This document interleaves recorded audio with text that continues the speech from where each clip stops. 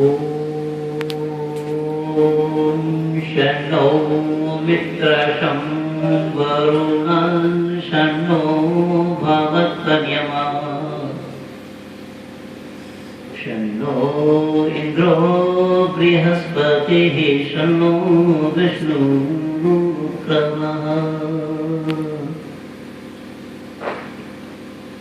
आदर और सम्मान के योग्य पुत्रोला आर्य समाज के माननीय प्रधान जी, मंत्री जी तथा समस्त कार्यकर्ता और अधिकारी वर्ग,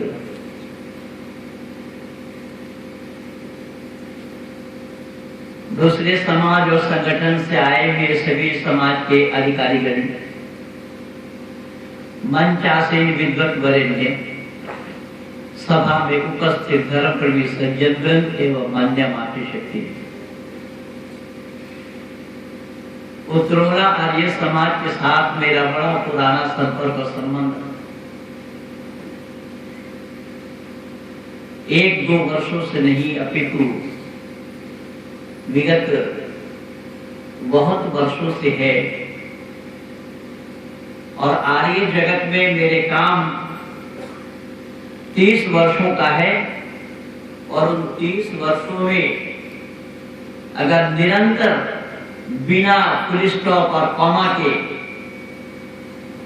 किसी आर्य समाज में मैं आया हूं बार बार, तो वो एक उत्तरोला आर्य समाज है। एक और समाज है आपके इसी उत्तर प्रदेश में जौनपुर के नाम से। इन दोनों समाज में सबसे ज्यादा मैं अपना सेवा दिया हूं। इधर कुछ दिनों से मैं आप लोगों के सानिध्य को पा नहीं सका, कुछ मजबूरी मेरी रही, कुछ अन्य बातों के कारण कई वर्षों के बाद पुनः आप लोगों का दर्शन कर पाया हूं। इस बिना पर मैं परम पिता परमात्मा का धन्यवाद ज्ञापन करता। हमारी इस मंच से कई विद्वानों के विचारों को आप लोग सुन चुके हैं अब तक, और अंतिम वक्ता के रूप में मैं उपस्थित हुआ हूं।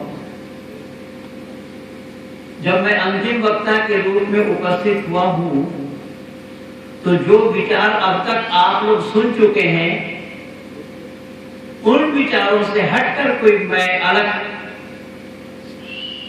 अपना विचार आप लोग के सामने प्रस्तुत करूं, यही बेहतर होगा। वरना वक्तागण जहां जहां बोल गए हैं वहीं से हम शुरू करें तो वो भी अलग विषय बन जाएगा। पर मैं यहाँ एक नया विषय आप लोग के सामने में जोड़ रहा हूं, और वो जोड़ने का कारण बना है इसलिए शायद दूरदर्शन के माध्यम से आप लोगों को या रेडियो के माध्यम से ये पता आप लोगों को लग गया होगा कि दिल्ली के अंदर में इस समय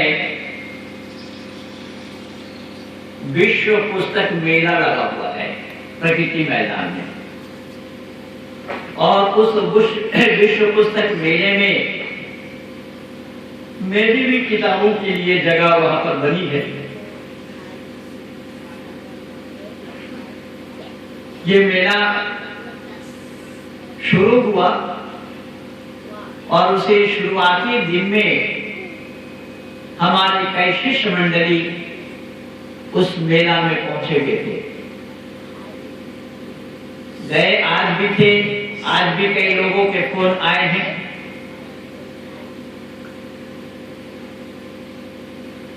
तो हमारा एक शिष्य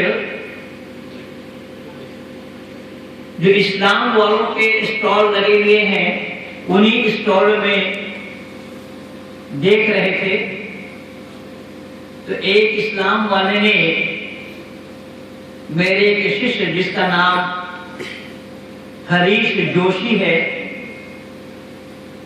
दिल्ली के ही रहने वाले हैं, यह पुस्तक उन इस्लाम वालों ने उन्हें दिया। इस पुस्तक का नाम है कितना दूर कितना पास। आप लोग भी पढ़ रहे होंगे। इस पुस्तक का लेखक है सैयद अब्दुल्ला तारी, जिस अब्दुल्ला तारी के साथ 2008 के 8 फरवरी में मेरा डिबेट हुआ, शास्त्रार्थ हुआ, बुलंदशहर ख्वाजपुर नया गांव आर्य समाज में। और उस डिबेट का नतीजा जो लोग मेरे साथ नेट पे जुड़े हुए हैं वह लोग निरंतर देखते आए हैं, उन 2008 से लेकर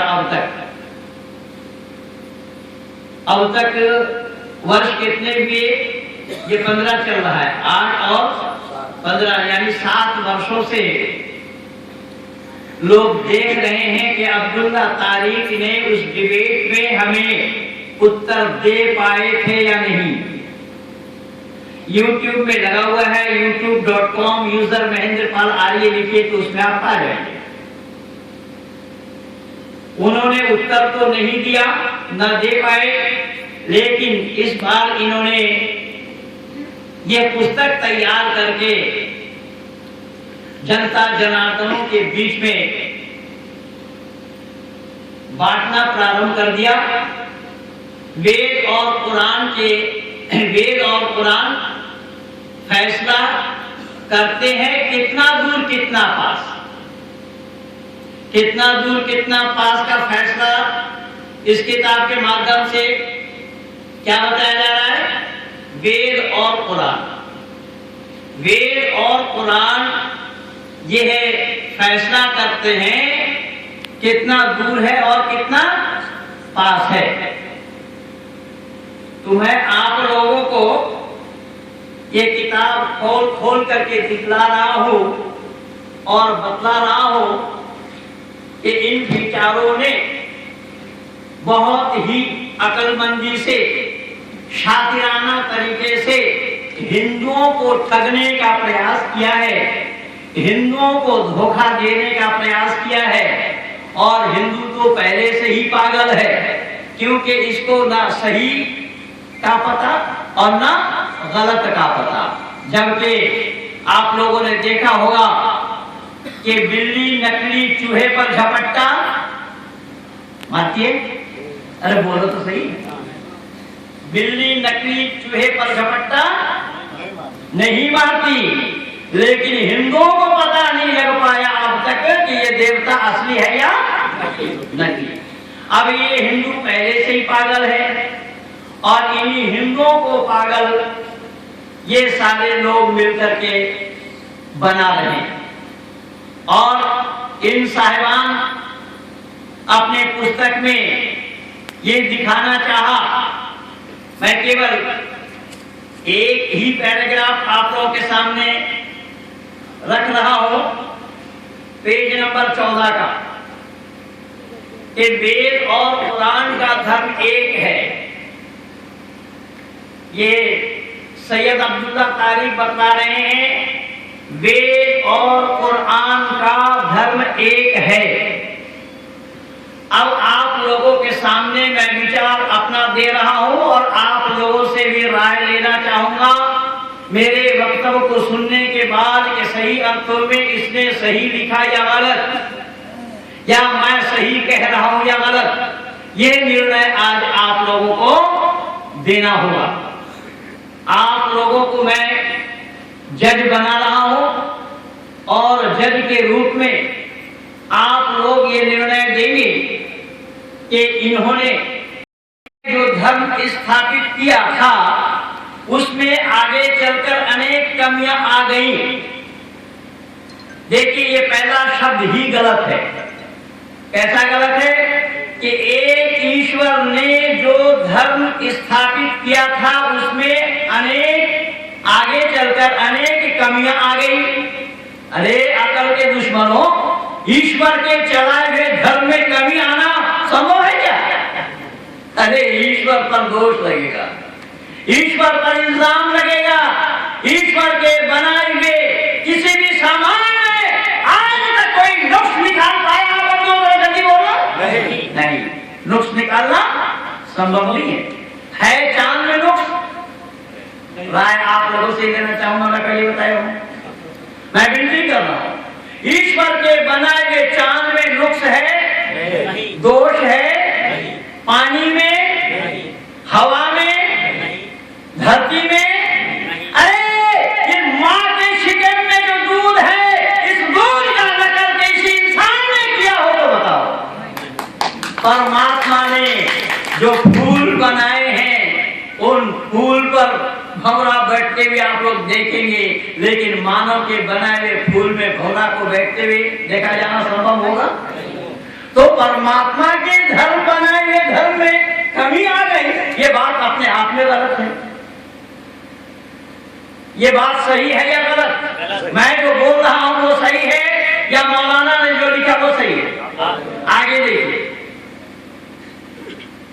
अतः उसी प्राचीन व शाश्वत धर्म को स्थापित करने हजरत मनु अलैहिस्सलाम, देखिए इन्होंने मनु को सल्लल्लाहु अलैहि वसल्लम, हजरत मनु सल्लल्लाहु अलैहि वसल्लम लिखा, जबकि यह शरीयती कवानीन के अनुसार बिल्कुल इस्लाम विरुद्ध है, क्योंकि इस्लाम को छोड़कर काफिराना नाम इस्लाम में रखना जायज नहीं। यही कारण बना किसी भी मुसलमान का नाम रामचंद्र है, उत्तरोला में होगा शायद, तो फिर बोल क्यों नहीं? किसी भी मुसलमान का नाम श्याम मोहन, राधेश्याम, 7 समंदर 13 नदी पार वाली संस्कृति में उनका नामकरण है। अगर आप लोगों को विश्वास न हो तो मौलाना अशरफ अली थानवी, जो आपके इसी उत्तर प्रदेश के थाना भवन के रहने वाले थे, उनकी एक मोतबर किताब है जो देवबंदी ख्यालात के लोग उस किताब को मानते हैं, उसको फॉलो करते हैं, जिस किताब का नाम है बेहश्ती जेवर। उन बेहश्ती जेवर नामी किताब में आप देख लेंगे कि मौलाना थानवी साहब ने काफिराना नाम मुसलमानों को रखने के लिए जायज बताया या नाजायज बताया। अब मनु को हजरत मनु सल्लल्लाहु अलैहि वसल्लम कहना यह इस्लाम विरुद्ध है। तो ये मनु आए तथा धर्म ग्रंथ वेद संसार को दिए। मनु ने वेद क्या बोला इसने? मनु ने संसार को क्या दिया? वेद दिया। ये मैं नहीं कह रहा हूं, ये मौलाना सैयद अब्दुल्ला तारिक साहब कह रहे हैं। लेकिन मैं आप लोगों को ये बता दूं कि ये बिल्कुल कोरा झूठ बोल रहा है, क्योंकि इस्लाम में वेद के लिए कोई जगह नहीं है। कुरान में अल्लाह ने जिक्र फरमाया, अलिफ लाम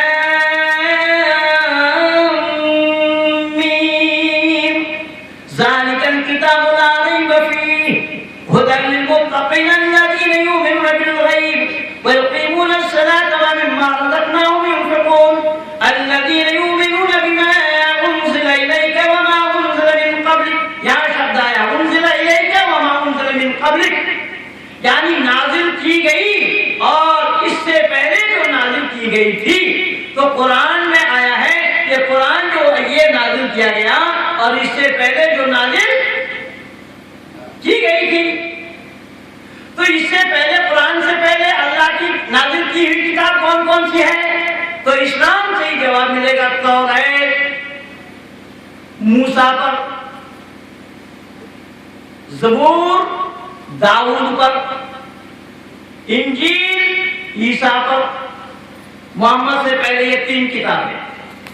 तो ये 3 किताब और कुरान को लेकर 4 किताबों को छोड़ करके पूरी कुरान में कहीं पर भी अल्लाह ने वेद को भी नाजिल किया, ये नहीं मिलना, ये मिलना संभव नहीं।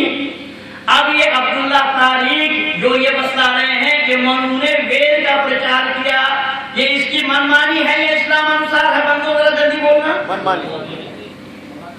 फिर भी सर से सर मिला कर नहीं बोलना है, क्यों? हिंदू जो कह रहे हैं, हिंदू वो है जो कभी भी सत्य को स्वीकार नहीं करता, जो कभी भी सत्य को जानने का प्रयास नहीं करता, वो हिंदू कहलाते हैं। यही नतीजा है। जबकि ये उतरोला कितना संवेदनशील स्थान है, वो आज से नहीं, मैं 85 से जानता हूं। एक बार तो ऐसा हुआ भारत और पाकिस्तान की यदि हुआ, अभी भी हारे, उस बार भी हार गए थे। उस बार के हारने से पूरे शहर के तार उड़ा दिया, बिजली काट दी गई। ये वो उतरोला है। इन उतरोला में बहुत बड़ा उतार चढ़ाव मैं भी देखा। इसलिए बंदो, सही अर्थों में अगर जीना चाहते हैं तो सत्य को ग्रहण करें और असत को छोड़ें, जो आर्य समाज का चौथा नियम है। ऋषि दयानंद भी कह रहे हैं सत्य को ग्रहण करने में और असत को छोड़ने में सर्वदा उद्यत रहना चाहिए। किसको? मनुष्य मात्र को। तो आप लोग मनुष्य हैं या नहीं, ये परिचय आप लोगों को अपने आप को देना पड़ेगा। अगर मनुष्य होंगे तो सत्य स्वीकार करेंगे, अगर मनुष्य होना नहीं चाहते हैं तो मत करिए, मेरा बाप का कुछ बिगड़ेगा ही नहीं। मौलाना ने लिखा कि मनु ने प्रचार किसका किया? कौन सा ग्रंथ का? वेद का। मैं नहीं कह रहा हूं, पुस्तक उनमें उन्होंने लिखा है। आगे लिखते हैं, फिर उसी ईश्वर की इच्छा पूर्ति के लिए, शब्द पर ध्यान दें, फिर उसी ईश्वर की इच्छा पूर्ति के लिए हजरत मूसा अलैहिस्सलाम धर्म ग्रंथ तौरात के साथ आए। अगर वेद में कमी होगी तभी तो किसी को आना पड़ेगा। अगर वेद तौरात देना, कोई और कुछ देना, जबकि मनुष्य से पहले वाली किताब का नाम भी इन्होंने नहीं बताया, और वो धर्म जो ईश्वर स्थापित की थी, जो अनेक काल में चलने के बाद उसमें बिगाड़ हुआ बताया, उसकी स्थापित ईश्वर की हुई धर्म में कौन सी किताब थी, क्या नाम था उसका, कौन व्यक्ति थे, वो सब इसने जाना नहीं, खोला ही नहीं।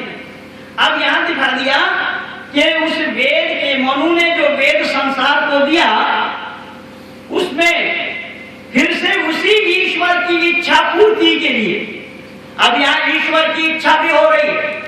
अगर ईश्वर इच्छा करेंगे तो ईश्वर की अनिच्छा भी होगी।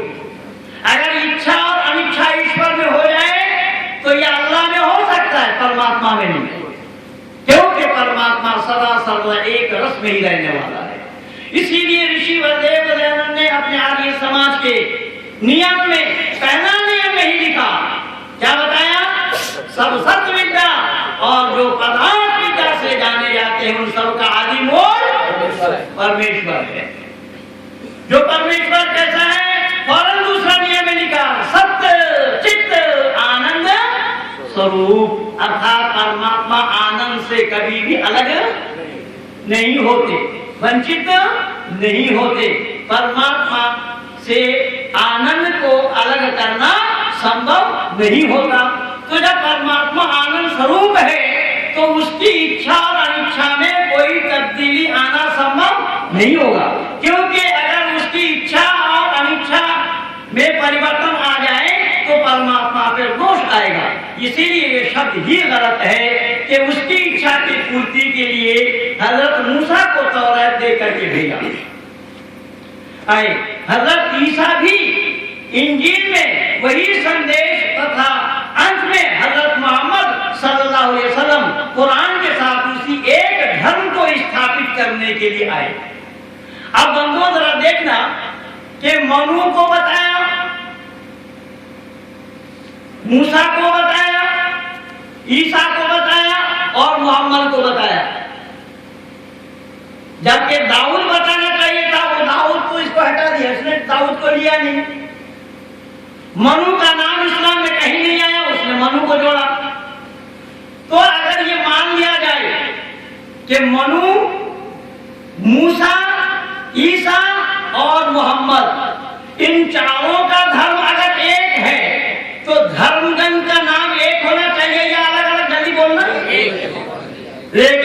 संत का नाम अलग अलग कैसे बताया जा रहा है? अब ये कह रहे हैं कि जो मनु ने वेद का प्रचार दिया, मूसा ने भी उसी चीज को दी, ईसा ने भी वही कहा और कुरान में मोहम्मद भी वही बताए।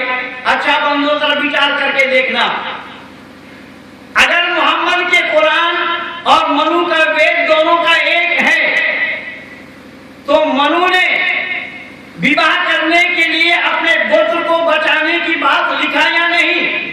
अपने गोत्र में शादी करना जायज है या ना जायज मनु के दृष्टि में? भाई बोलते क्यों नहीं? तो जोर से बोलिए ना, मैं दिल्ली से आया हूं ना, यहाँ से दूर है। मनु ने क्या बोला कि अपने गोत्र में शादी जायज ही नहीं है। अब इस्लाम में भाई बहन में शादी जायज है या नहीं?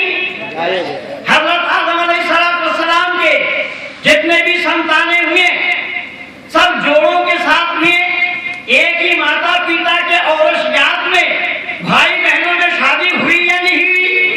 तो जब शादी हुई ये कुरान के अनुसार, तो फिर वेद और कुरान दोनों एक कैसे हो जाएगा? नहीं, मैं नहीं कह रहा हूं, इसकी पुस्तक सही मैं निकाल के आप लोगों को दे रहा हूं। इतना ही, आगे बढ़िए। अगर इन्होंने ईसा और मूसा के लिए छोड़ दिया तो मोहम्मद को भी जोड़ा, तो मैं भी छोड़ देता हूं ईसा और मूसा को, मोहम्मदियों को ही देता हूं। मनु ने अपने गोत्र में शादी मना लिखा और मोहम्मदियों ने अपने सगी चचेरी बहन, फुफेरी बहन, मौसेरी बहन, ममेरी बहन, ये सब शादी जायज है या ना जायज? फिर वेद और कुरान दोनों एक कैसा हो जाएगा? नहीं हो सकता। वेद के उत्पत्ति में असंख्य जीव पैदा हुए, असंख्य अनगिनत, जैसे आसमान में सितारा है, सितारा को गिना जाना संभव नहीं, ऐसे असंख्य जीव जवान जवान, ये नहीं कि कोई बच्चा पैदा हुआ, अगर बच्चा पैदा होते तो पालता कौन? जवान जवान पैदा हुए, और वह पैदा होने का जो कारण है, 4 प्रकार की सृष्टि की रचना होती है, कुछ पसीने से, कुछ गंदगी से, कुछ उदर से, कुछ सेक्सुअल और अनसेक्सुअल। तो आदि सृष्टि जो है वो अमैथुनी सृष्टि है। इसीलिए धरती को हम मां कहते हैं। धरती को मां कहने का कारण यही बना कि सूर्य के किरण धरती पर पड़ने से धरती से ही ये उत्पन्न हुए हैं, इसीलिए धरती को मां कहा जाता है। और परमात्मा को पिता इसीलिए कहा जाता है कि परमात्मा जन्म देने वाला नहीं, पालयति पिता, जो पालते हैं, जो पालन करने वाले हैं, उनको पिता कहा जाता है। ये वेद का मानना है। मनु कह रहे हैं कि परमात्मा पालने वाला है, पिता है। त्वमेव माता च पिता त्वमेव, वेद में आया त्वमीना पिता वसो त्वमाता शतशत बभूविता धाते सुन्नवी में है। परमात्मा को माता पिता बंधु सखा कहा वेद में, और कुरान वाले कहते हैं ना अल्लाह किसी का बाप, ना अल्लाह का कोई बाप, ना अल्लाह किसी का बेटा, ना अल्लाह का कोई बेटा। तो फिर दोनों का उद्देश्य कैसा हो जाएगा साहब?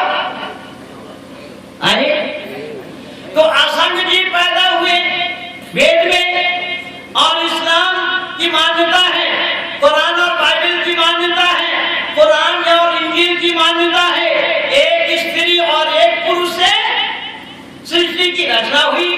तो फिर इतना होने के बावजूद भी दोनों का एक कहना, ये हिंदुओं को वरगलाना हो रहा है या नहीं? बंदों को जल्दी बोलना हो रहा है, लेकिन हिंदू इस बात को समझने के लिए तैयार नहीं है। आर्य समाज के इतने दिनों से जगाने के बाद भी हिंदू जागने के लिए तैयार नहीं है। ये कहता है कि हम राम के वंशज नहीं बनेंगे, हम तो कुंभकर्ण के ही बनेंगे। जब आप जानबूझ करके कुंभकर्ण का बनना चाहेंगे तो फिर राम का बनाया जाना संभव होगा क्या? बेशक ये लोग राम का नाम लेते होंगे, लेकिन मर्यादा पुरुषोत्तम राम के उपदेश को अगर आत्मसात करते होते, जैसा कि ऋषि दयानंद ने मर्यादा पुरुषोत्तम राम की तारीफ की, प्रशंसा किया, योगेश्वर कृष्ण की तारीफ की, प्रशंसा किया, लेकिन ये हिंदू उसको मानकर राजी नहीं। ऋषि दयानंद योगेश्वर कृष्ण को आप पुरुष लिख रहे हैं। आप पुरुष उनको कहा जाता है कि जिन्होंने अपने जिंदगी में किसी प्रकार की कोई गलती न की हो। और ये हिंदू महिलाओं का कपड़ा लेकर पेड़ पर, कदम के पेड़ पर चढ़ाया कि नहीं चढ़ाया? किसको? तो कृष्ण को सम्मानित आर्य समाज कर रहे हैं या हिंदू समाज? कृष्ण को दयानंद मान रहे हैं या डॉक्टर केशव बलराम हेडगेवार? दयानंद। बहुत बातें हैं। मैं दावा के साथ ये निवेदन कर रहा हूं कि सही और गलत का निर्णय लेने के लिए परमपिता परमात्मा ने हमें किसी और योनि में न भेजकर मानव योनि में भेजा है, और हम अपने कर्म के अनुसार ही हम मानव योनि में आए हैं। तो जाते समय भी तो हमें मानव बनकर के ही जाना चाहिए, लेकिन जाते समय मानव बनकर के लोग नहीं जा रहे हैं। शव को देखने से ही पता लग जाता है कि हिंदू जा रहा है या मुसलमान जा रहा है, सिख जा रहा है, ईसाई जा रहा है, बौद्धिक जा रहा है या जैनी जा रहा है। मानव जा ही नहीं रहा है। अरे तुम काहे के मानव हो भाई? जब तुम्हें मानव बनना था, तुम मानव बने, तो फिर ये हिंदू कहां से बन गए, मुसलमान कहां से बन गए? ये सब दुकानदारों की चाल है। दुकानदारों ने अपने चंगुल में मानव समाज को फंसाकर खाई में गिराने का महज प्रयास किया है। और इसी चंगुल वालों की दुकानदारी मैं निरंतर 2004 से पीछा करता हुआ बंद कर रखा हूं। जाकिर नाइक की दुकानदारी, ये जाकिर नाइक का ही चेला है, जबकि जाकिर नाइक के गुरु है ये अब्दुल्ला तारिक। अब जाकिर नाइक के मना कर रहा कि ये मेरा गुरु नहीं है, जबकि मैं इसके साथ डिबेट किया और मैं यही बोला उसको कि जब वेद और कुरान दोनों एक नहीं है, दोनों में एक उपदेश नहीं है, तो दोनों का एक होना क्यों और कैसा संभव है? उसने जवाब दिया कि वेद को हम ईश्वरीय ज्ञान मानते हैं और कुरान को भी हम ईश्वरीय ज्ञान मानते हैं। वेद को प्रथम ज्ञान मानते हैं और कुरान को अंतिम ज्ञान मानते हैं। मैंने पूछा वो ज्ञान किसका? तो कहने लगे ज्ञान परमात्मा का। मैंने कहा कि परमात्मा का ज्ञान पूर्ण होता है या अपूर्ण? तो बताया परमात्मा का ज्ञान पूर्ण होता है। मैंने कहा जब परमात्मा का ज्ञान पूर्ण होता है तो पहले ज्ञान में कौन सी बात की कमी रह गई थी जो बाद में पूरी की? इनके पास जवाब नहीं है और मैं कयामत तक समय दे रखा हूं, हो सके तो कयामत से पहले पहले जवाब दे देगा। बंधुओं, मैं निवेदन कर रहा हूं कि वेद के सामने किसी का खाता खोलना संभव ही नहीं होगा, क्योंकि वेद ईश्वरीय ज्ञान है। वेद परमात्मा का दिया हुआ मनुष्य मात्र के लिए ज्ञान है। यथेवं वाचम कल्याणी मा बदानि जनेभ्यः। लेकिन कुरान मनुष्य मात्र के लिए ज्ञान नहीं है। कुरान का फरमान है ये अय्युहल्लज़ीना आमनू, ऐ ईमान लाने वालों, जो ईमान नहीं लाए हैं वो सब के सब बेईमान। देखिए अल्लाह ने कितने सहज भाव से आप लोगों को गाली दे रखा है। आप किसी को बेईमान बोलेंगे गाली समझा जाएगा या नहीं? हमारे यहाँ बेईमान शब्द गाली है, लेकिन अल्लाह ने बेईमान कह दिया सभी गैर मुस्लिमों को। इसलिए अल्लाह ने वहां या अय्युहल्लज़ीना आमनू, ऐ ईमान लाने वालों, आप लोग ईमान नहीं लाए हैं। अब ईमान क्या है? क्या अल्लाह को मानना, आमन्तु बिल्लाहि व मलाइकतिही व कुतुबिही व रुसुलिही वल यौमिल आखिर वल क़द्रि खैरिही व शर्रिही मिनल्लाहि तआला वल बअस बअदल मौत। ये ईमान का दायरा है। इन बातों को जो बिना छानबीन की वे मान लेते हैं, तस्लीम करते हैं, कबूल करते हैं, स्वीकार करते हैं, वो ईमानदार कहलाते हैं। इसमें बात क्या है? आमन्तु बिल्लाह, ईमान लाता हूं मैं अल्लाह पर, यानी विश्वास करता हूं मैं अल्लाह को। तो बंधु, आप लोग परमात्मा को विश्वास करते हैं या नहीं? बंधु जरा जल्दी बोलो।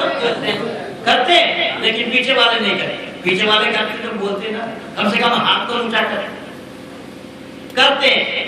अब देखिए, आप लोग ईश्वर को विश्वास करते हैं, लेकिन ईश्वर को विश्वास करने के बावजूद भी इस्लाम ने आप लोगों को ईमानदार नहीं कहा और ना कहने की अनुमति है। वहां ईमानदार बनने के लिए कुछ और शर्तें हैं। क्या है? आमंतु बिल्लाह व मलाइकती, मलाइका माने फरिश्ता, फरिश्तों को मानना, अल्लाह के दूतों को मानना। अब देखिए, अल्लाह का काम फरिश्तों के सिवा नहीं चलता।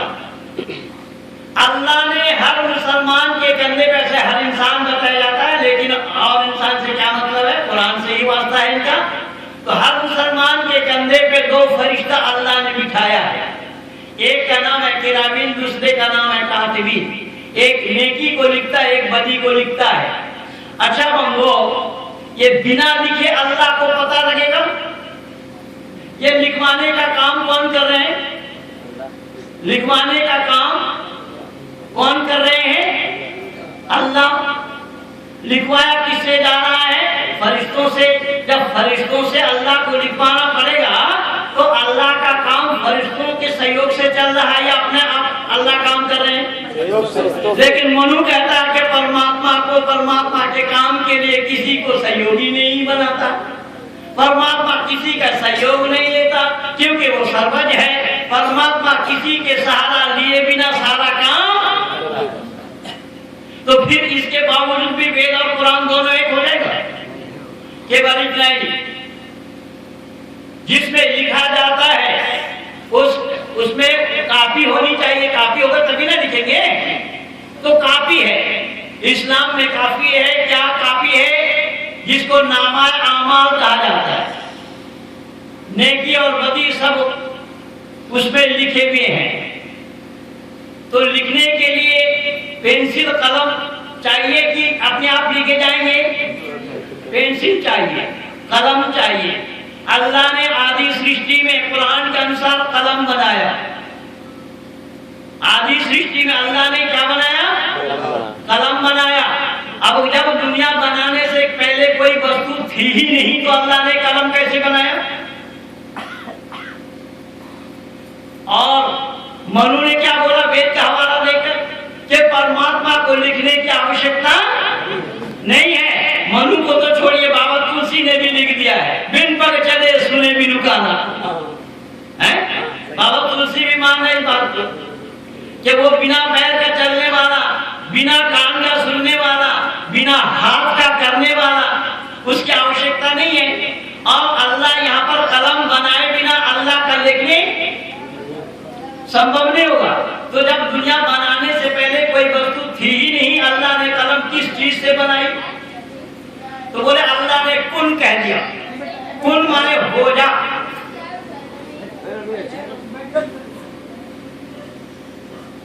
तो जब दुनिया बनाने से पहले कोई वस्तु थी नहीं, तो कुन अल्लाह ने किसको कहा? हो जा किसको बोला? आप लोग यहाँ बैठे ना हो तो मेरे लिए पूछा जाना संभव होगा? आप लोग यहाँ नहीं बैठते तो मैं पूछ सकता था। अब आप लोगों से ही पूछ रहा हूँ, लेकिन आप लोगों से नजदीक में माइक है, माइक से मैं क्यों नहीं पूछा? मैं जानता हूँ कि माइक से जवाब मिलना संभव नहीं है, इसलिए मैं आप लोगों से पूछ रहा हूँ। तो आप लोग बैठे हैं तभी तो पूछ रहा हूँ। आप लोग अगर न हो तो पूछा जाना संभव होगा नहीं। अगर मैं न होता तो मेरे विचारों को सुनाने वाला कोई संभव होता सुनना आप लोग के लिए? तो जब दुनिया बनाने से पहले कोई वस्तु थी ही नहीं, तो अल्लाह ने किसको कहा हो जा? अगर हो जा कह देने पर हो जाता है तो कुरान साक्षी है। वलक़द ख़लक़नस समावाति वल अर्ज़ फ़ी सित्तति अय्यामिन सुम्मा इस्तवा अलल अर्शि युदब्बिरुल अम्रा युफ़स्सिलुल आयात। अल्लाह ताला ने 6 दिन में जमीन और आसमान को बनाया, 7वां दिन अर्श करार पकड़ा। तो अल्लाह ताला ने 6 दिन में जमीन और आसमान को बनाया। जब 6 दिन में जमीन और आसमान को बनाया अल्लाह ने, तो एक बार कुन कहा या 6 बार कुन कहा? अगर कुन शब्द के कहने से हो जा कहने से हो जाता है, तो यहाँ 6 दिन लगने का क्या कारण?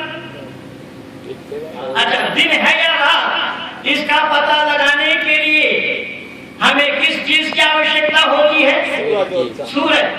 सूरज के बिना दिन का पता लगाया जाना संभव है? अब कुरान और बाइबल की मान्यता है सूरज को अल्लाह ने चौथा दिन में बनाया, तो जो चौथा दिन में सूरज बनाया तो सूरज के बिना अल्लाह को दिन का पता कैसे लगा कि इससे पहले 3 दिन हो गया? इसके बावजूद भी वेद और कुरान दोनों एक का होना संभव होगा? तो ये हजरत क्या लिख रहे हैं? झूठ लिख रहे हैं या सच लिख रहे हैं? यानी ये झूठ का पुरिंदा बेच एक पेज की बात कर रहे हैं। मैं पूरी पुस्तक का जवाब लिख रहा हूँ। जाकिर नाइक के भी ईश्वरीय ज्ञान का जवाब मैं पूरा लिख चुका हूँ, और मैं मेरी जो 4 पुस्तक है वो भी मैं लाया हूँ आप लोगों को देने के लिए, दिखाने के लिए कि किस तरीके से ये हिंदुओं को ही वर्गलाया जा रहा है, हिंदुओं के लिए मीठा जहर बन करके ये सब लोग काम कर रहे हैं हिंदुओं को। क्योंकि वेद के नाम से हिंदू दुर्बल है, हिंदू सहिष्णु है, हिंदू के अंदर में वो मानता है, सुनने की ताकत है, ये तो तिलमिला जाते हैं। ये सच्ची बात को सुनने के लिए भी तैयार नहीं। आप सच्ची बात बोलेंगे बिल्कुल तिलमिला जाएंगे। और हिंदू सहिष्णु है, हिंदू के अंदर में मादा है सुनने की, हिंदू के अंदर में विचार करने की मादा है, सलाहियत है, इसलिए हिंदू विचारवान है, विचारशील है, विचारपति है। लेकिन दूसरे लोग विचार नहीं करते। अब यहां देखना, जब परमपिता परमात्मा ने सृष्टि की रचना की तो वेद के अनुसार बताया जाता है आकाशात वायु, वायु और अग्नि, अग्नि आप, यानी सिस्टम क्या क्या दिया है, कैसे कैसे बनाया है, किस किस तरीके से बनाया, क्या क्या बनाया है। तो यहाँ वेद में पहले बताया कि परमात्मा ने आकाश बनाया। आकाश के मानी होता खाली जगह, शून्य स्थान। आकाशात वायु, क्योंकि स्पेस होने से ही वहां हवा का झोंका आना संभव होगा। अगर ठोस हो तो वहां हवा का आना संभव नहीं होगा। इसीलिए परमात्मा ने पहले स्पेस बनाया, वहां हवा का झोंका आया। अब अल्लाह ने यहाँ पर 6 दिन में जमीन और आसमान को बनाया। तो पहले जमीन बनाए या पहले आसमान? तो पहले आसमान बनाए या पहले जमीन? इसका समाधान कुरान से मिलना संभव नहीं है। कुरान में अल्लाह ने जिक्र फरमाया, अस्समाई बनाहा वफाहा फसव्वाहा वअग़शा लैलहा वअख़रजा दुहाहा वल अर्ज़ बअदा ज़ालिका दहाहा अख़रजा मिनहा माअहा वमरआहा वल जिबाल अरसाहा। अल्लाह ने आसमान को बनाया, फिर उसको दुरुस्त किया, फिर उसको बुलंद किया, फिर जमीन को आरास्ता किया, जमीन को ठीक रखने के लिए पहाड़ का दबाव डाला, फिर दरिंदा परिंदा को बनाया और आखिर में इंसान को बनाया। अल्लाह ने क्या कहा कि अल्लाह ने पहले आकाश को बनाया, फिर उसको दुरुस्त किया। दुरुस्त के माने क्या होता है भाई? देखिए हमारे भाई साहब कह रहे हैं कि ठीक ठाक करना, यानी अल्लाह जिस समय आसमान बनाया तो वो ठीक ठाक नहीं था, न ठीक था न ठाक था। अगर ठीक और ठाक दोनों मानते होते तो फिर आसमान को 1 2 3 4 5 6 7 न बताया गया होगा। आसमान के माने खाली जगह है, उस खाली जगह को आप फ्लोर बाय फ्लोर, मंजिल दर मंजिल मान रहे हैं, जो क्यों और कैसा संभव होगा? इसके बावजूद भी मनु और मोहम्मद का दोनों का उद्देश्य एक है। बनो क्या दोनों का, कुरान और वेद का दोनों का उद्देश्य एक है? तो ये भेद जानने से कब ना पता बताएगा कोई? उसने तो केवल कुरान को ही पढ़ा है, उसने वेद को जाना नहीं, वो तो केवल हिंदुओं को वर्गलाने के लिए मनमानी मनगढ़ंत बातों को ही लिख दिया, केवल इतना ही। अब आसमान को 1 2 3 4 5 6 7 माना, 7 माना है, बाइबल वालों ने 4 माना है। तो सूरज के बनाए बिना अल्लाह को पता कैसे लगा? 1 दिन हुआ, 3 दिन हुआ, 4 दिन हुआ, 6 दिन हुआ, 7 दिन हुआ, आदि आदि। सूरज के बिना पता लगाना संभव नहीं होगा। और 6 दिन में जमीन और आसमान को बनाए अल्लाह, अर्श करार पकड़े, अर्श पर जा बैठे तो बैठेगा कौन? शरीरधारी। खाली शरीरधारी नहीं बैठेगा, वो जो थकेगा। क्या बोला मंत्री जी? ध्यान से सुनना मेरी बात। लाखों रुपया आप खर्च करेंगे, कोई बोलने के लिए आएगा नहीं, पहली बात। लाखों नहीं करोड़ों खर्च करेंगे तो भी नहीं बोल पाएगा। ये विषय है नहीं महेंद्रपाल को छोड़कर के किसी के पास। इसलिए बंधुओं याद रखना, मैंने निवेदन किया कि जो थकेगा वो बैठेगा। अच्छा, बैठने के लिए शरीर होना जरूरी होगा या बिना शरीर वाला बैठेगा? शरीर वाला होगा तभी बैठेगा। अब देखिए, कुरान वालों से कहिए कि अल्लाह साकार है या निराकार, क्या जवाब मिलता है आप लोगों को? अल्लाह निराकार है। तो अल्लाह निराकार अगर है तो फिर उस सातवां आसमान पर बैठने वाला, सिंहासन पर, तख्त पर बैठने वाला निराकार है या साकार है? अब निराकार का बैठना कैसे संभव होगा बिना साकार वाला? अच्छा, साकार बैठता है तो अल्लाह बैठा किस पर बैठा? सिंहासन पर। तो सिंहासन बड़ा है या अल्लाह?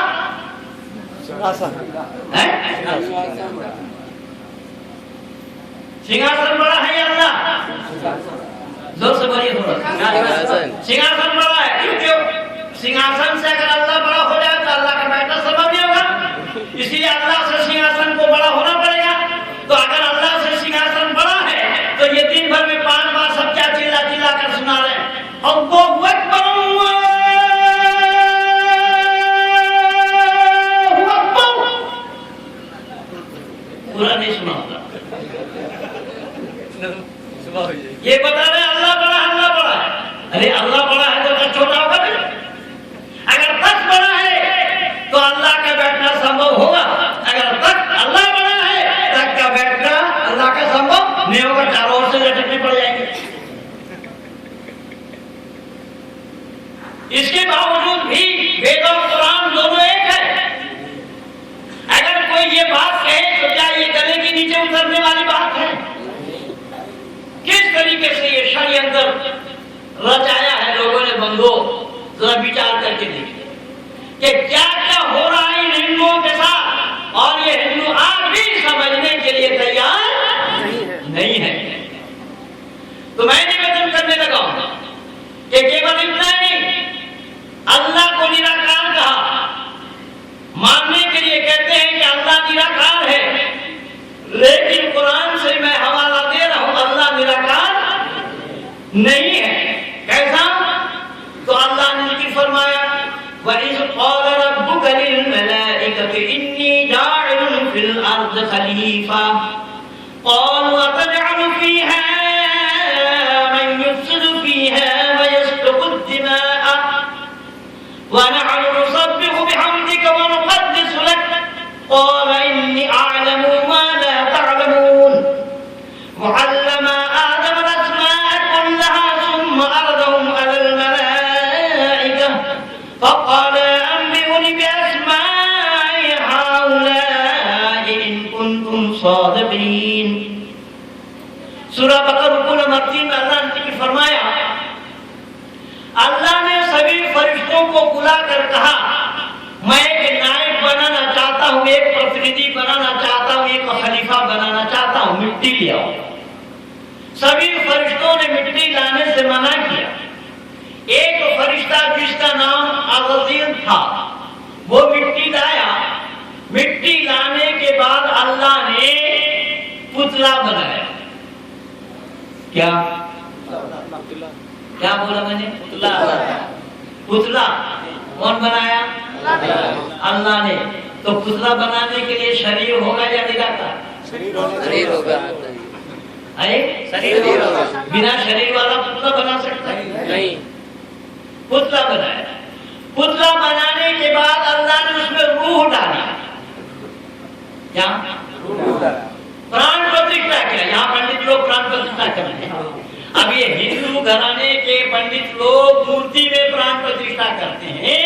इनके घर में इनके बाप दादा कोई मर गया, आज तक उसका प्राण नहीं लगा, लेकिन मूर्ति में अवश्य करते हैं। अगर मूर्ति में ये करते हैं तो उस मूर्ति को अपने हाथ से खाना चाहिए या खिलाना चाहिए? लेकिन आज तक कोई मूर्ति हाथ से खाई हो तो बताओ। ये जो प्राण प्रतिष्ठा कर रहा है पंडित, वही खिलाता है तो भी मूर्ति नहीं खाती। और ये भक्त जनों को देख करके भी अकल नहीं कि जिसने प्राण डाले उसके अंदर में उसी का हक का नहीं खा रहा, तो तेरा हक का क्या खाएगा?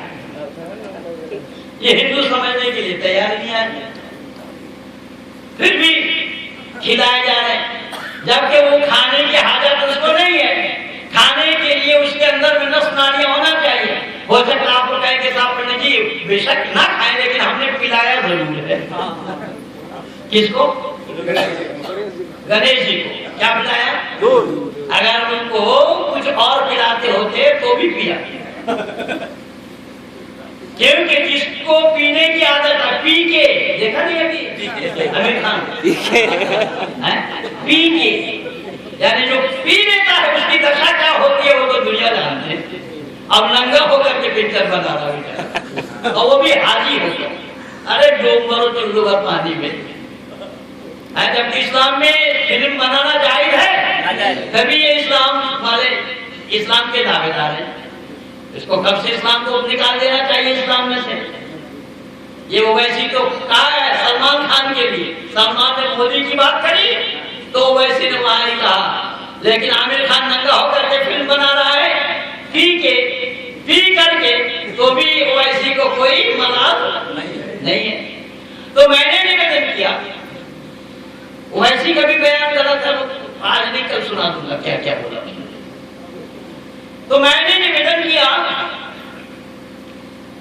कि पुतला बनाने के बाद अल्लाह ने उसमें रूह डाली, या अय्युहर रूह उदखुल फी हादिहिल जसद, ऐ रूह तू प्रवेश हो जा इसके जिस्म में। आदम में अल्लाह ने रूह डाली, प्राण प्रतिष्ठा की। अल्लाह ने सभी फरिश्तों से कहा इसको सीधा करो, सभी फरिश्तों ने सीधा की, लेकिन वो सीधा नहीं किया। कौन? जो लाया था मिट्टी। उसने बोला मैं क्यों सीधा करता, मैं तो इससे बड़ा हूं, मेरी लाई हुई मिट्टी से इसको बनाया गया, मैं इसको सीधा नहीं करता। अल्लाह ने कहा निकल जाए यहां से। वो बोला ऐसा निकल जाऊंगा? और फिर अब तक जो काम किया है उसने मजदूरी दे। अल्लाह ने बोला मजदूरी क्या है? वहां अल्लाह ने कहा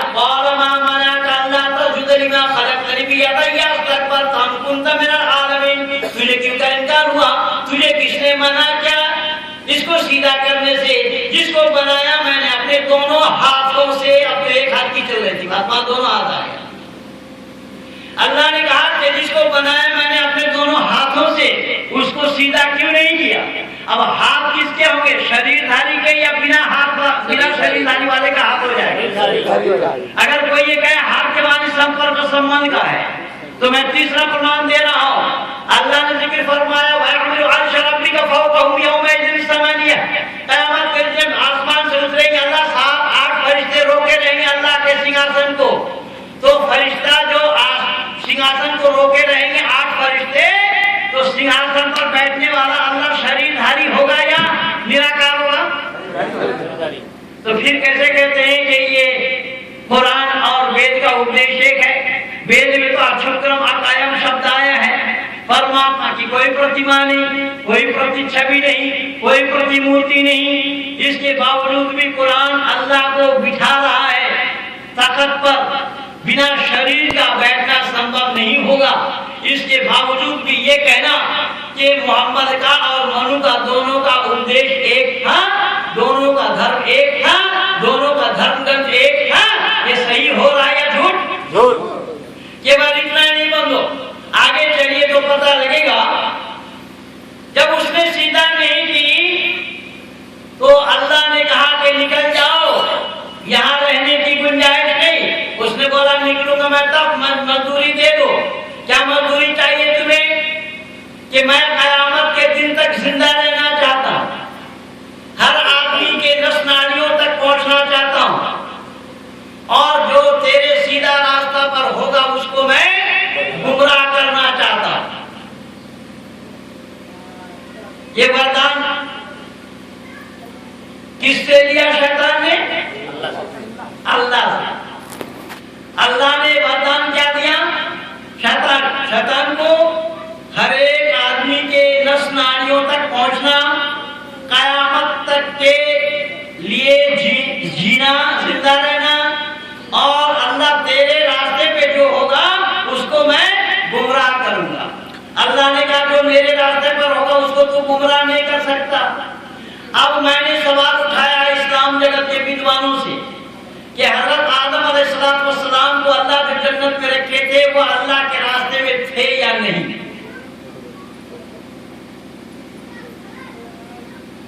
अगर अल्लाह के रास्ते में रहे होते तो अल्लाह ने कहा जो मेरे रास्ते पर होगा उसको तो गुमराह नहीं कर सकता, और उसने गुमराह किया किसको? आदम को।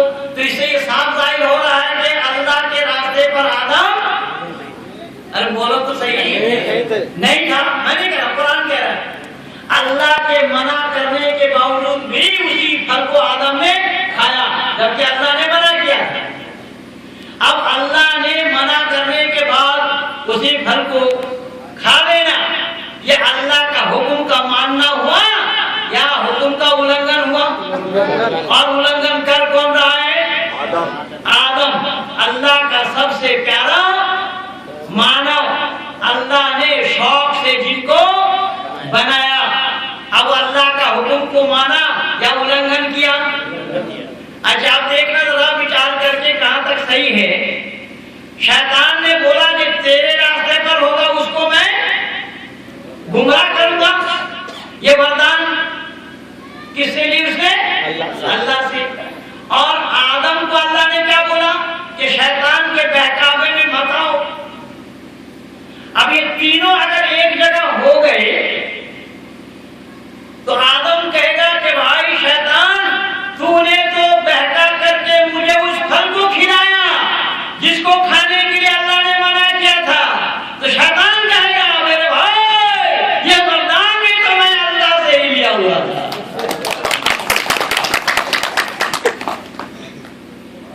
दोष किस पर लग रहा है? अल्लाह पर। पुरानी अल्लाह या वेद वाला अल्लाह? वेद वाला अल्लाह पर। वेद वाला तो अल्लाह है नहीं, पहली बात वेद में अल्लाह शब्द ही नहीं है। परमात्मा पर दोष लगना संभव नहीं है। इसके बावजूद भी वेद और कुरान दोनों को एक कह देना, मनु को पैगंबर मान लेना, हिंदुओं को खुशामद करने के लिए या हिंदुओं को बदलाने के लिए, हिंदुओं को बहकाने के लिए, ये क्या हो रहा है? पर हिंदू आज तक इस बात को जानने का प्रयास नहीं किया। आर्य समाज ही नहीं जानते तो हिंदू क्या जानेगा? ये भी नहीं जानते, ये जितने भी अधिकतर समाजी समाजी बैठे हैं पुस्तक के रूप में नहीं गए, पुस्तक पे रोक नहीं लगा, बैंड नहीं लगा पुस्तक पे, बता रहे हैं। इस पे बहस कौन लगाएगा? रोक नहीं लगाया नहीं। अरे कौन लगाएगा रोक? है कोई हिंदू तैयार?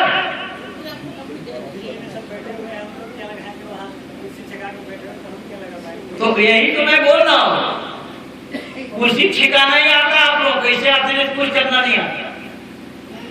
पर ये किताब बैंड लगे या ना लगे, लेकिन इस किताब के जवाब में महेंद्र पाल ने किताब तैयार करके दिया है। इस किताब के जवाब में महेंद्र पाल ने जवाब तैयार करके दिया है कि तुमने ये सारा झूठ का पुलिंदा धर दिया है। सच क्या है? इस किताब को पढ़ो तो जानोगे सच्चाई क्या है। सच को जानने का तरीका क्या है? सच को जाने बिना इसको झूठा करार देना भी संभव नहीं होगा। तो हिंदू प्रतिबंध लगाने के लिए अपील करेगा, वो हिंदू जानेगा तब ना करेगा। ये तो महेंद्र पाल के सिवा जानता कौन? इसलिए मैं निवेदन कर रहा हूं, ये बहुत बड़ी साजिश रची गई है जानबूझ करके। यही कारण बना कि हमारे हिंदू घराने के ही हमारे बेटे हो या बेटी जो इन मुसलमानों के शिकार बन रहे हैं, और हमारे घर की बेटियां लव जिहाद की शिकार बन रही हैं। जिन 600 बेटियों को अब तक मैं निकाल चुका हूं जो लव जिहाद की शिकार बन चुकी थी, लव जिहाद की शिकार जो बन चुकी थी, मुस्लिम घराने में चली गई थी, ऐसे 600 बेटियों को मैं उनके घर से निकाल करके लाया हूं। अरे निकालना संभव तो तब होगा जब आप जानोगे। आप जानते ही नहीं हो कि आपके साथ हो क्या रहा है, आपके साथ लोगों ने षड्यंत्र क्या रचा रखा है। जब आप जानोगे नहीं तो करोगे कैसे? इसलिए बंधु आज ये समाज आप भले ही ढेर आर्य समाजी हो, लेकिन जितना जानते हैं प्रत्येक वर्ष आप लोगों को विद्वानों को बुलाकर जानकारी देते हैं, कराते हैं, बतलाते हैं। इसलिए आर्य समाज को दुश्मन मत समझना। आर्य समाज चौकीदार है, आर्य समाज प्रहरी है। प्रहरी के रूप में आर्य समाज ने जन्म काल से लेकर अब तक काम किया है। आर्य समाज के लोग नहीं चाहते कि हमारे घराने के लोग लुट जाएं किसी के हाथ। यह आर्य समाज को पसंद नहीं है। यही कारण बना कि प्रत्येक वर्ष आप लोगों के बीच में दूर दराज से विद्वानों को बुलाकर उनके विचारों के द्वारा आप लोगों को लाभान्वित करने कराने का परिपाटी ये आर्य समाज का है।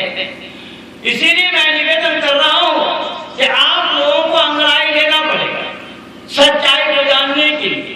सच कहाँ है उसको समझने के लिए, उसको जानने के लिए, तभी आप काम कर सकेंगे।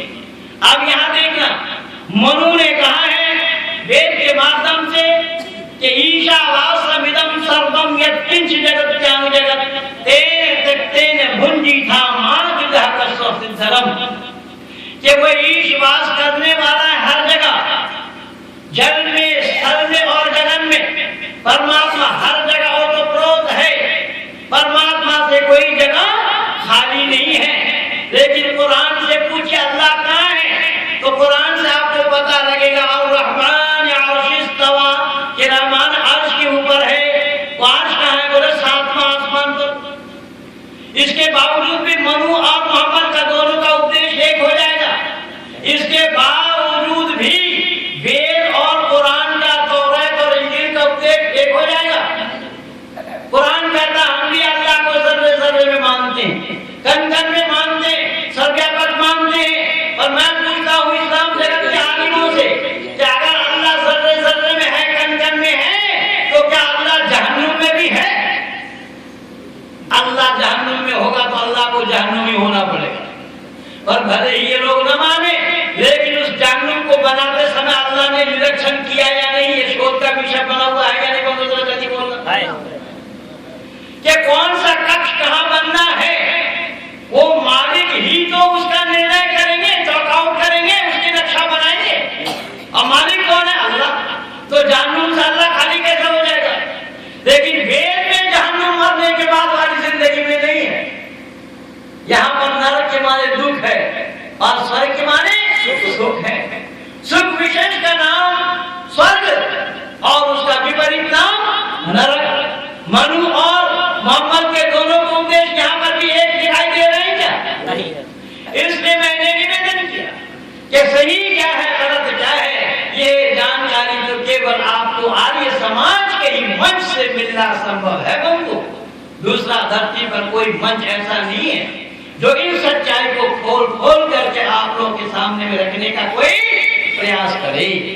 एक ही आर्य समाज नाम की संस्था है जो सही और गलत का निर्णय लोगों के सामने में रखता है, सुनाता है, बतलाता है, दिखलाता है कि मेरे भाई हम मनुष्य बन करके ही जाएं, ये हमारा लिए बेहतर होगा। इसलिए हमें न हिंदू बनना है, न मुसलमान बनना है, न जैनी बनना है, न बौद्धिस्ट बनना है। अगर बनना है, बनने का शौक इतना है अपने दिल में, तो केवल और केवल मानव बन जाओ। क्योंकि वेद मुकद्दस में परमात्मा ने मनोभाव बताया, मानव बनने से तभी सभी शंकाओं का समाधान होना संभव होगा। लेकिन जाते समय कोई मानव बनकर नहीं जा रहे हैं। शव यात्रा को देखते ही हमें पता लग जाता है कि ये जाने वाला हिंदू है या मुसलमान। किसी को सर आगे करके ले जाया जाता है, किसी को सर पीछे करके ले जाया जाता है, किसी को कपड़ा ढक करके ले जाया जाता है, किसी को खुले में ले जाया जाता है। इतने होने के बावजूद भी दोनों एक है। यही मैं निवेदन कर रहा हूं कि धरती पर विचरण करने वालों ने सही और गलत को जानने का प्रयास नहीं किया। सही और गलत को अगर जानना चाहते हैं तो केवल वेद ही है। वेद के माध्यम से ही सही और गलत का निर्णय लेना संभव होगा, जानना संभव होगा। इससे पहले किसी भी किताब में, किसी भी ग्रंथ में परमात्मा का पता मिलना संभव नहीं। परमात्मा को लोगों ने जाना ही नहीं। ख्याली जिंदगी में खुद बहके और दुनिया वालों को भी बहकाने का प्रयास किया है। इसीलिए मैं निवेदन कर रहा हूं कि ऋषि वरदेव वगैरह ने आर्य समाज के दूसरा नियम में इन्हीं बातों को दर्शाते हुए कहा, सच्चिदानंद स्वरूप है, वो निराकार है, वो सर्वशक्तिमान है। ऋषि कह रहे वो सर्वशक्तिमान है। वो सर्वशक्तिमान कुरान वाले कहते हम भी मानते, कुरान वाले कहते हम भी मानते, बाइबल वाले कहते हम भी मानते। तो वेद का सर्वशक्तिमान मानना, कुरान का, बाइबल का, पुराणों का सर्वशक्तिमान मानने में क्या अंतर है, जरा फिर विचार करें। वेद का सर्वशक्तिमान मानना परमात्मा का इस आधार पर है कि परमात्मा के जिम्मे में जो काम है उस काम को अंजाम देने में परमात्मा को किसी का सहयोग नहीं चाहिए होता है। और परमात्मा के जिम्मे में काम क्या है? सृष्टि की रचना करना, उसको इस स्थिति में लाना और उसका प्रलय कर देना, मानव मात्र का किए हुए कर्मों का सजा और जजा देना, ये काम परमात्मा के जिम्मे में है। इस काम को करने के लिए परमात्मा का किसी का सहारा नहीं चाहिए, इसलिए वो सर्वशक्तिमान है। कुरान वाले कहते हैं वो सर्वशक्तिमान है। बोलो वो कैसा? बोलो सर्वशक्तिमान इस आधार पर है, इन्नल्लाह यर्ज़ुक़ु मन यशाअ बिग़ैरि हिसाब, क्या अल्लाह ताला जिसको चाहते हैं बेहिसाब रोजी दे देते हैं। बोले बेहिसाब रोजी देना ये कैसा संभव हुआ? तो कुरान कहता है वो सर्वशक्तिमान है। जिसको चाहता है, अरे जिसको चाहता है बेहिसाब देता है। कोई हिसाब वाला होगा तो हिसाब से देगा। कुरान का अल्लाह हिसाब जानता ही नहीं। अगर अल्लाह हिसाब जानते होते तो रोजी भी हिसाब से दी गई होती। बेहिसाब दिया जा रहा है। केवल इतना ही नहीं, बेहिसाब अगर अल्लाह रोजी देने लगेंगे औरों के साथ न्याय होगा या अन्याय? परमात्मा बेहिसाब रोजी नहीं देते हैं। आप जितना मेहनत करेंगे उतना ही देंगे, उससे ज्यादा देंगे नहीं और कम भी नहीं देंगे, क्योंकि कम देंगे तो भी परमात्मा पर दोष लगेगा, ज्यादा देंगे तो भी परमात्मा पर दोष लगेगा, औरों के साथ अन्याय होगा। इसलिए परमात्मा अवश्यम में भुक्तभम कृतम कर्म शुभाशुभम, वेद का उद्देश्य है कि हर एक जान को मौत का मजा चखना है। जैसा कर्म करोगे उसी हिसाब से तुम्हें वैसा ही फल मिलेगा, ना ज्यादा ना कम। अगर ज्यादा देने लगे तो भी परमात्मा पर दोष लगेगा और कम देने लगे तो सवाल ही पैदा नहीं होता, क्योंकि कम देने से परमात्मा की तरफ लोग उंगली उठाएंगे। अब यहाँ परमात्मा नाप करके देते हैं, जितना करोगे उतना मिलेगा और जितना करोगे उससे ज्यादा दे दिया जाए तो औरों के साथ अन्याय होगा। और ये काम अल्लाह का है, ये काम ये बातें कुरान में है। इसके बावजूद भी कुरान का उपदेश और मनु का वेद का उपदेश दोनों का एक बताना सही है या गलत? केवल इतना ही नहीं, आगे बढ़िए तो पता लगेगा। अल्लाह ने जिक्र फरमाया है जैसा कि वो सर्वशक्तिमान है, पर वो कादिर मुतलक है, जो चाहता है माशाअल्लाह कान लम यशाउ लम यकुन, वो जो चाहता है सो करता है या जो चाहता है सो होता है। मनु का वेद कहता है जो चाहेगा वो नहीं हो पाएगा, क्यों? कि चाहने वाले की मनमानी हो जाएगी और चाह उसकी होगी जिसके पास कमी हो। जैसा ये हमारे भाई साहब ने मेरे से ज्यादा कीमती मोबाइल रख रखे हैं यहाँ पर। अब इसकी चाह है किसको? महेंद्र पाल को, मुझको। तो इसकी चाह तो तब है ना जब ये मेरे पास नहीं है, तभी तो चाह है। यानी चाह के माने अभाव की पूर्ति। तो परमात्मा के पास चाह नहीं है क्योंकि उसके पास कुछ अभाव नहीं है। तो अल्लाह के पास अगर चाह है तो इसका मतलब अल्लाह के पास कमी है। मनु ने क्या दिया वेद में? मनु ने कहा परमात्मा की चाह नहीं होती। क्यों? कि वो परमात्मा परिपूर्ण है। परमात्मा में कमी आना कभी भी संभव नहीं है। लेकिन कुरान वाले अल्लाह में चाहे, तभी ना लिखा है इसमें उसकी इच्छा पूर्ति के लिए। अब यहाँ परमात्मा की इच्छा होती नहीं है तो इच्छा की पूर्ति क्यों करने लगेंगे? अगर इच्छा की पूर्ति करे तो उसको अनिच्छा भी होना जरूरी हो जाएगा, और इच्छा और अनिच्छा हो उसमें तब्दीली आ जावे, परिवर्तन आ जावे, अल्लाह तो होगा लेकिन परमात्मा नहीं हो सकता। अब यहाँ अंतर आ गया।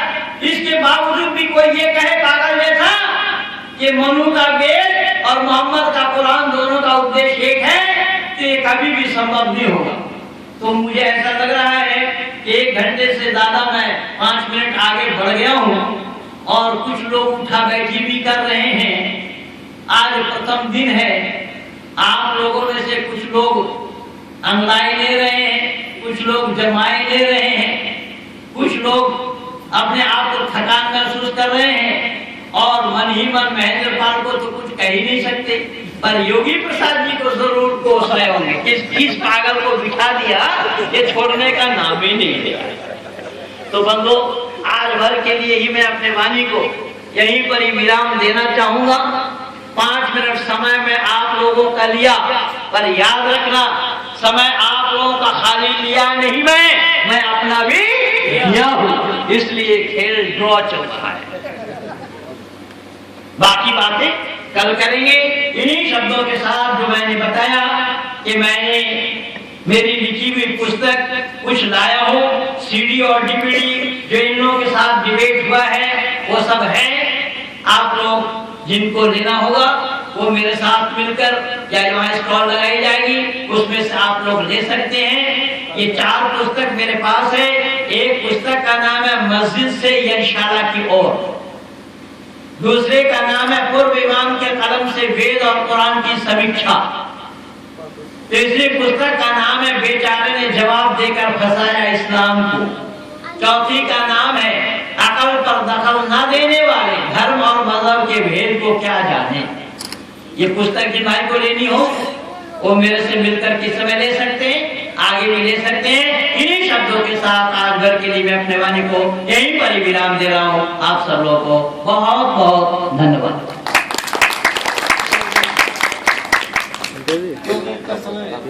इसमें